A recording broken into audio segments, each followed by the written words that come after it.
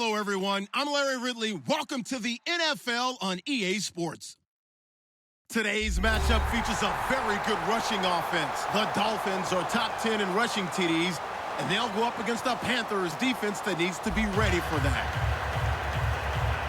So with kickoff approaching, let's send it over to our commentators here this afternoon, Brandon Godden and Charles Davis. All right, Larry, EA Sports coverage of the NFL brings us to picturesque Miami, Florida. Today, we've got a Week 8 matchup here between the Carolina Panthers and the Miami Dolphins.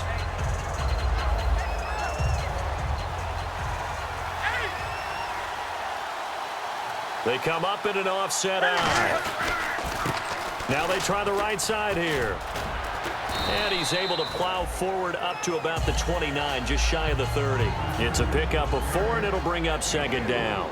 And this O-line, it is the lifeblood of the offense. They establish the tone. Mean, nasty, physical. They can't wait to get after people. That allows the rest of the offense to feel confident. They'll run it now out of the gun. And he'll slip his way up across the 30 to the 32. It'll be a pickup of a couple, and it leaves him with a 3rd and 3.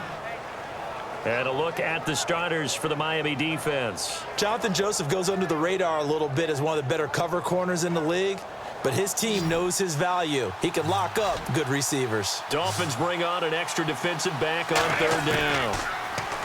Now Newton gets it to Benjamin. It's caught. It's a pickup of 16 there, and it'll lead to a new set of downs. And fits the exact right word. Over the middle, there's almost always traffic, so anytime you're a receiver in that area, you're not just focused on catching the football.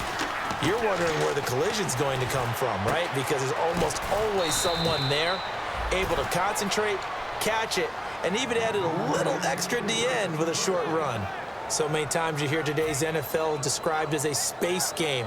Get your best players into space with the football in their hands. That's why sometimes you just swing it out to your runner, get him out in the flat, and let him have a chance to make people miss an open field. On 1st down, Newton. Benjamin's got it. That throw good for 4. It's 2nd down. And he's already got 2 catches on the opening drive. They know he's going to be a handful. And sometimes you game plan for that offensively. You want to make sure that guy touches the ball, and sometimes it just happens naturally. And then you change your game plan. When he has the hot hand, you keep going back to him because he's running routes with confidence as the game goes on. Now they'll run it on the toss. Nothing doing. Barely able to muster a yard to hit the 35. Well, I think we know by now that every run is not going to be broken and get all the way to the end zone. But these short ones still have their value. You can still set up your play action and throw the football. You control the clock because you have the ball and they don't.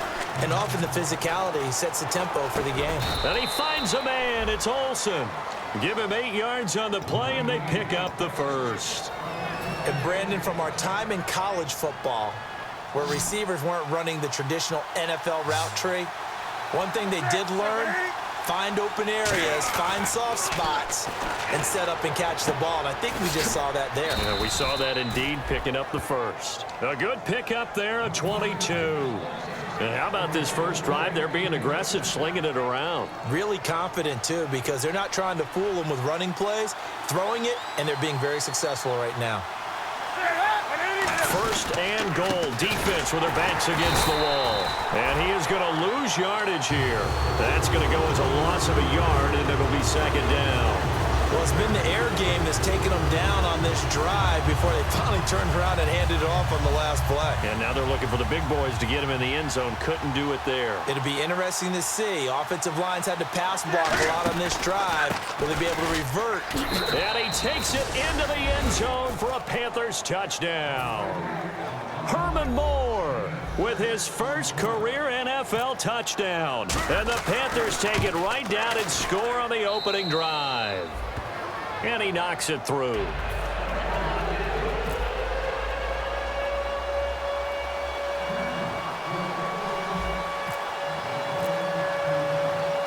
Frank's now on to kick it away after the touchdown.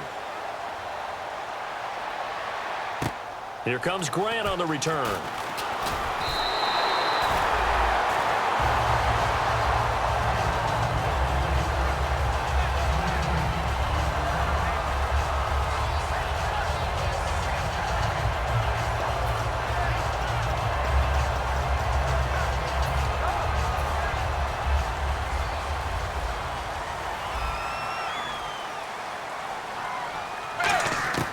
On first down, Tannehill got a man, and he hits him in stride. A good pickup there. 8 yards on the first down completion. Seeing that play and understanding just how tough it is to cover tight ends, especially the ones running around the NFL nowadays, makes me glad I didn't make it in that league. I would have had a really difficult time. But now you get to sit up here with me. Yeah, that's fun, isn't it? And what a really nice gain right there on first down for them. Brings up a nice second down for him. And he'll be brought down right at the 45-yard line. It's a 9-yard gain, and it keeps the drive moving. So many times you hear today's NFL described as a space game. Get your best players into space with the football in their hands. That's why sometimes you just swing it out to your runner, get him out in the flat, and let him have a chance to make people miss an open field. So he got free of 1 tackle but couldn't do a whole lot else. It's a 6-yard gain on the ground, and that'll make it 2nd and 4. Offensive linemen love creating space for their guys carrying the ball, but when that guy also breaks tackles and creates extra yardage, they almost feel like he's one of them, and they really embrace him. They'll run again with Blunt. Oh, he's got some breathing room. And he gets this inside the 35-yard line. That one good for 16, and the drive will continue. I thought guys that were over 30 weren't supposed to run the football this well in the National Football League. How about that veteran leadership? A big-time run combined with some nice blocking by his offensive line. The ball popped in the air and intercepted. A great read, and it's picked off. And his guys are going to get the football at the 28-yard line. Carolina getting set to take the field. And that recipe on their last drive that resulted in a touchdown looked pretty good, so they'll be hoping to do that once more. And it takes me back to when we sat with the offensive coordinator and the head coach. They felt pretty good about their game plan and thought there were some holes in the defense, and they exploited them the last time out. Let's see if they can come back and put together a similar drive. And we'll see if they can do just that.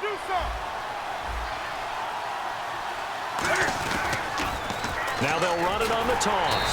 And he's going to lose yardage and be backed up to the 25. It's a loss of 4. Now 3rd down. There's so many times during camp and practice that you get bored as a player doing regular drills. But how about that shed and skate drill right there by the linebacker? You do it each and every day. Get the blocker away and get into the backfield and make a big-time tackle. That's what we just saw.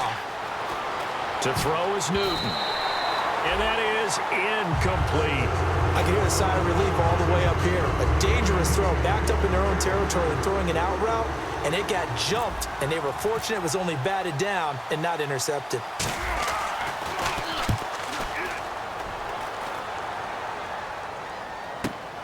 That's taken on the 25.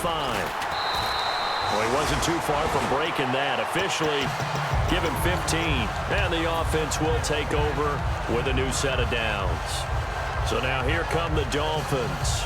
Looked like they had something going last drive. Then the interception happened. Will they recover? The memory they need to keep with them is that they did have something going. They were moving the ball on offense, had a nice sequence going. Don't worry about the other part. You can't get that back. Let's go back to what you were doing well before. I thought you were going to say they need to have no memory, but remember the good part, forget the bad. I like that even better. And he'll be taken down, but not before he gets into enemy territory. Well, we saw the practice film this week. They wanted to focus on these intermediate passing plays, and it paid off there. And they took that focus not just to the practice field, but in the film room to show the guys exactly what they wanted, what types of looks they should expect to get, and how they would beat those coverages each and every time, and it paid off on that play. Now Blunt. And he is going to lose yardage here. That's going to go as a loss of 2, and it'll be 2nd down. Charles Johnson's stock in trade is coming off the edge and getting to the quarterback. But he knows how to make some of those subtle moves inside to help in the run game, and he did it right there. He's an athlete back in high school, played football, basketball, track, so he's a mobile guy. Mobile guy, made a nice play against the run. To throw is Tannehill over the middle and into the hands of his receiver Landry. It's an 8-yard pickup, and all of a sudden here it's 3rd down. I know many people like to throw to the tight end, maybe in a little flexed out position because he creates mismatches with his size. But slot receivers do the same thing with their quickness, their speed, and their route running savvy. Here's Tannehill throwing the slant pattern here complete. It's a 7-yard gain there, and it's good enough to move the chains. And they're on 3rd and short. They just tried to spread the field. It worked. And I think that the spreading of the field, the extra receivers, has really become the next in the evolutionary chain in the NFL. Go all the way back in that situation, you're handing it to the fullback, right? As we evolve, maybe you pitched it to your tailback. Now you spread the field, and you have your choices of where to throw it and complete it for a first down. It's a nice completion, a little bit of run after catch as well to create the yardage that they got. But it is so tough to cover that route, the drag route, because they run it at varying speeds. Because the key is to create hesitancy on the defender's part. Always so empathetic for those DBs, aren't you? Set, wide, 20. To the air again, Tannehill. Surveying the field. And this will be incomplete. Devontae Parker was the intended receiver. And that'll make it 3rd down. There are a good number of coaches that any time they call an in route are really worried about the play because there's so much traffic ordinarily that the ball has to get through to get to the receiver. And on that play, it was batted down. Now a carry for Blount. And he will have the first before he's brought down right on the chalk of the 20. Back now with Charles Davis. I'm Brandon Gaudin.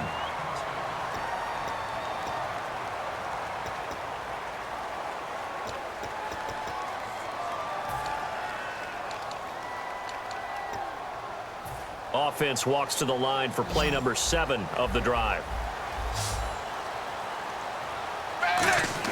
From the red zone now, Tannehill. Under pressure, and he's going to go down. Tannehill sacked. Thomas Davis coming on the blitz. He gets him for a loss of 7. Now a play fake, and it's Tannehill. He's got time in the pocket. He's going to take a shot for the end zone. He was looking to get it to Jarvis Landry that time, and it'll bring up 3rd down. When teams take shots at the end zone, you've got to defend it the same way you would defend the first down sticks. You defend the goal line exactly the same way. They can't cross that. You play through the receivers, and on that play, that's exactly what they did and batted it away. Dagger, dagger, ace, dagger, dagger. 3rd and long, it's Tannehill. And he's got his man, that's Landry. And they do get him down, but not before he reaches the 4-yard line. A great job pulling that one in from a guy, as we know, who can really blaze. He's got a lot of speed. And that speed can work for him so many different ways. Sometimes he just takes off and goes and just runs past people. Sometimes you get people to back off so far that you can catch everything underneath. But still, at some point in the game, you probably have to make some contested catches, right? Sometimes you have to go up and beat a defender for the football. He has that in his arsenal as well. Showed it right there. It's a loss of a yard there, and now 2nd down. Partner, we're into the 2nd quarter, and I guess you can kind of look at it both ways.